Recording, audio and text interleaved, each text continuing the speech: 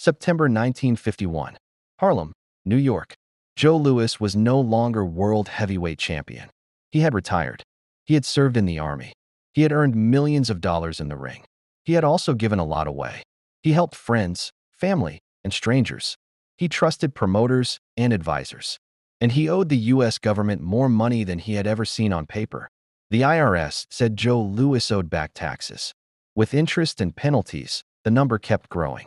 Every exhibition fight he took after retirement went straight to the government. And it was still not enough. By this time, Joe Louis was tired. He was not the young fighter anymore. His body was slowing down. His money was gone. His name was still famous, but fame was not paying the debt. So he went to Harlem. He went to see one man people said could solve problems. Ellsworth, Bumpy Johnson. Bumpy Johnson was already known in Harlem. Some called him a gangster. Some called him a businessman. Some called him a community man who helped people win banks. And the city didn't. All of them came to one conclusion. Bumpy Johnson had power. Joe Louis arrived at Bumpy's home. It was late. They sat down.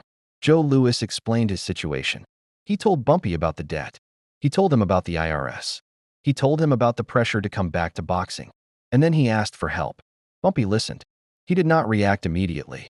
He understood what Joe Louis represented to Black America. A world champion.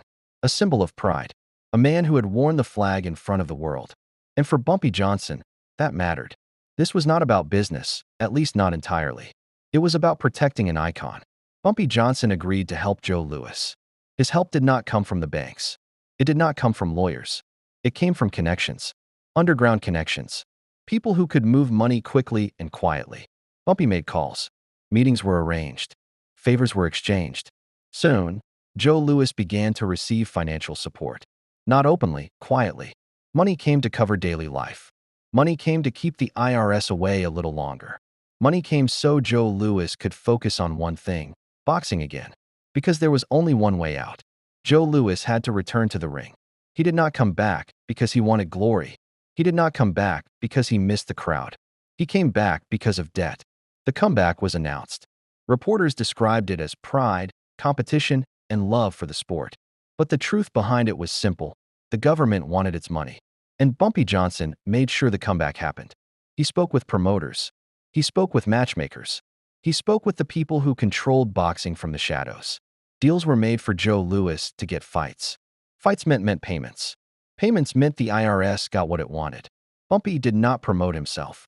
He did not appear in headlines. He worked in the background. But his influence was present in every contract that moved across a desk and every agreement made in smoke-filled rooms. By the early 1950s, Joe Louis was back in the spotlight. Older, slower, but still Joe Louis. The public saw a champion returning for one last run. They did not see the pressure behind him. They did not see the people who helped push him back into the ring. They did not see Bumpy Johnson. Joe Louis stepped back into the ring. The arenas were still full. People still cheered his name. But the atmosphere was different now. The man in the ring was not the young champion who once dominated every opponent. He was a former champion trying to fix his life. Each fight had two scorecards. One for the judges. One for the IRS. Every paycheck was divided before Joe Louis even touched it. Taxes, penalties, interest. The numbers were always waiting for him. After every round. And still, the debt remained. Behind the scenes, Bumpy Johnson continued to watch over him. He was not a manager, but he was present in the background of Joe's life during this period, organizing, help, keeping doors open, and protecting Joe when pressure came from promoters and collectors. Joe Louis kept fighting, city after city, opponent after opponent. His body showed the cost. His speed declined. The reflexes were not the same, but he kept going, because stopping meant the money stopped, and the debt did not. By 1951, one fight began to stand above the rest. A final test. A younger, undefeated heavyweight named Rocky Marciano. The match was set. The promotion was huge. The entire country watched. For many people, it was a sporting event. For Joe Louis, it was something else. It was the last major attempt to solve his problems in the ring. And around him, quietly, without cameras, stood the same network that had supported him since his comeback began. At the center of that network was Bumpy Johnson. October 1951. Joe Louis faced Rocky Marciano. Marciano was younger. He was stronger. He had not yet lost a professional fight. The fight was promoted as experience versus youth. For the public, it was a meeting of eras. For Joe Louis, it was also financial survival. Winning meant bigger purses. Losing meant the likely end. The bell rang. From the beginning, the difference in age showed. Joe Louis still had skill. He still had timing. But Marciano's pressure was constant. He moved forward every round. He forced Joe Louis to work at a pace that did not favor an aging fighter. The early rounds were competitive. Joe's jab landed. Marciano answered with power. As the fight went on, fatigue appeared. Joe Louis was slower returning his hands. Marciano continued to close the distance. He threw short, heavy punches at every opening. Then it happened. Marciano landed clean shots. Joe Louis fell back against the ropes. He went through them and out of the ring. The referee counted. The fight was over. Rocky Marciano had won by knockout. The crowd saw the result in the ring. What they did not see was the quiet reality that followed. With that loss, Joe Louis's run toward new money at championship level ended. And with it, most of the hope of paying off the remaining debt through major fights. After the Marciano fight, Joe Louis did not return to being the old champion. His boxing career, for all practical purposes, was finished. What remained were the consequences. The IRS still wanted its money. The debt had not disappeared. The pressure continued. Bumpy Johnson remained in the background during this period. His role was not public. It was not formal. But he continued to provide support and protection in Harlem circles, especially when people attempted to exploit Joe Louis's situation. After the Marciano fight, Joe Louis no longer fought as a serious contender. He was still famous. He was still respected. But the big purses were gone. The debt, however, was still there. The IRS continued to pursue what it was owed. The interest did not stop. The penalties did not stop. Joe Louis now faced a situation where his boxing career was finished, but his financial problems were not. So he worked. He took appearances. He signed autographs. He attended events when promoters called. Later, he worked outside the ring entirely. He wrestled for a time. Years later, he worked as a greeter in Las Vegas casinos. People would see him standing at the entrance, smiling, shaking hands, taking photos with guests, a former heavyweight champion welcoming tourists. Behind many of these jobs was quiet assistance. Bumpy Johnson remained part of Joe Louis's support system during these years, especially in matters connected to Harlem. He helped shield him from people who tried to profit from Joe's name. He helped arrange financial relief when pressure became too intense. Their relationship was not loud or public. It did not show up in headlines. It existed in private conversations and private favors. Bumpy Johnson understood what Joe Louis represented. Joe Louis understood what Bumpy provided. Two different worlds connected by circumstance. As time went on, Bumpy Johnson faced his own legal problems. He was arrested multiple times. Eventually, he was sent to federal prison. Even then, the stories of him helping people in Harlem, including Joe Louis, continued to circulate.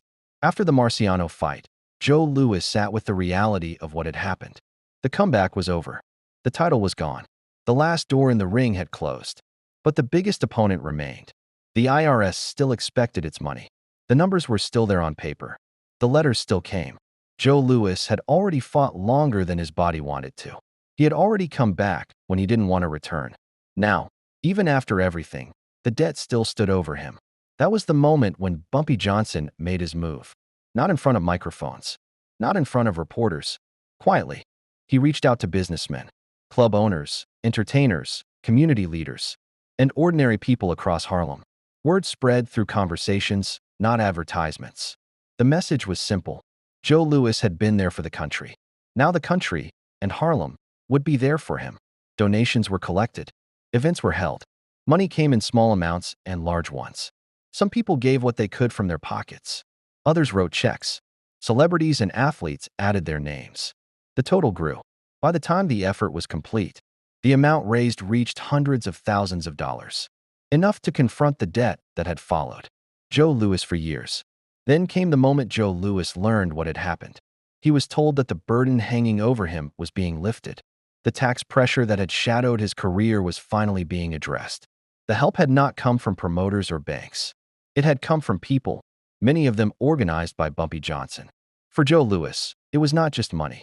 It was the feeling of being carried at a time when he could no longer carry himself. The story of Joe Louis's relief spread beyond Harlem.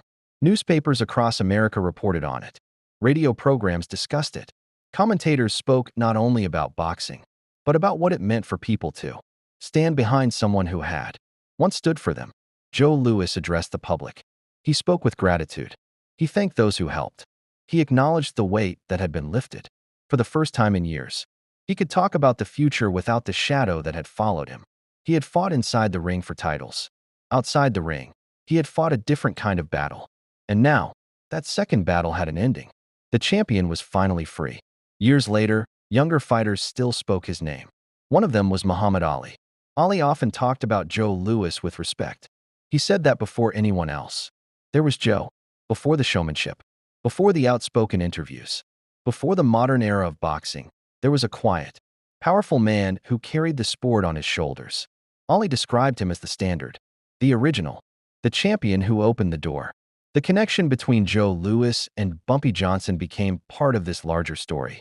Two men from different worlds, one in the ring, one in the streets of Harlem. Their lives crossed at a moment when one needed help and the other decided to act. Bumpy did not change who he was.